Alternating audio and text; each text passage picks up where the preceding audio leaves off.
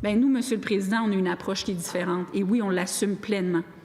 Puis vous savez quoi? Même si ça fait 19 ans qu'il y a eu uniquement 18 mois de gouvernement souverainiste au Québec, bon an, mal an, quand il y a un sondage, il y a toujours entre 33 et 35 des Québécois qui se disent toujours indépendantistes. C'est une idée forte, c'est une approche forte. Pourquoi? Parce qu'elle ne dépend que des Québécois. Ce n'est pas une approche pour la survivance, ce n'est pas une approche de résignation, ce n'est pas une approche d'abandon de ce que nous sommes et de tout ce qu'on pourrait être comme Québécois.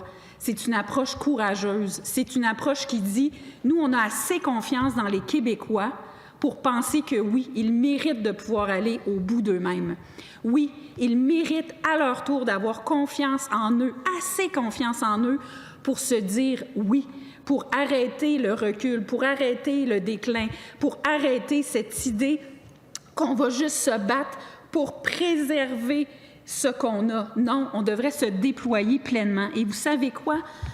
D'envoyer le message au monde entier et de faire entendre la voix singulière du Québec francophone avec son accent bien à lui dans le monde entier, ce serait une richesse incroyable, pas juste pour les Québécois, mais pour le monde entier.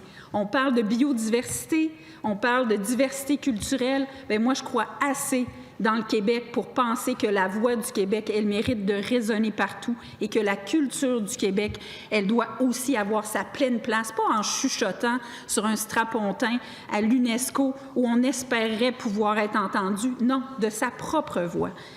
Et ce que j'espère, c'est qu'avec ce projet-là, qui, oui, est toujours porté et auquel les Québécois sont très attachés. On voyait même il y a quelques jours un autre sondage, 40 des Québécois qui se disaient toujours indépendantistes. C'est quand même un exploit quand on veut nous faire croire que c'est une idée qui est morte puis qui est dépassée, malgré qu'il n'y a pas de gouvernement souverainiste au Québec. On est encore à ce niveau de force-là et on serait capable de dire aux Québécois, non, c'est dépassé, voyons donc, depuis quand?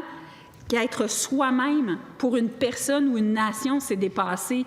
D'offrir aux Québécois de pouvoir vivre pleinement selon leurs priorités, selon leurs particularités et de faire résonner cette différence-là partout dans le monde, ce serait dépassé.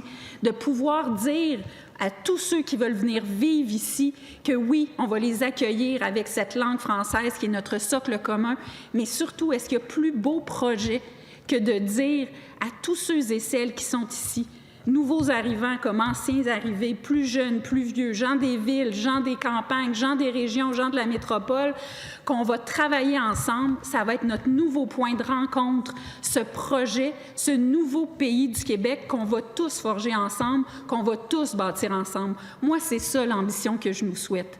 Moi, c'est ça l'ambition que je souhaite voir les gouvernements québécois avoir pour leur peuple. Parce que non, je me résignerai jamais à me réjouir de pouvoir freiner le déclin. Je me résignerai jamais à pouvoir abandonner des choses qui sont fondamentales pour notre avenir collectif et c'est ce que j'aurais aimé voir aujourd'hui. Merci, Monsieur le Président. Merci.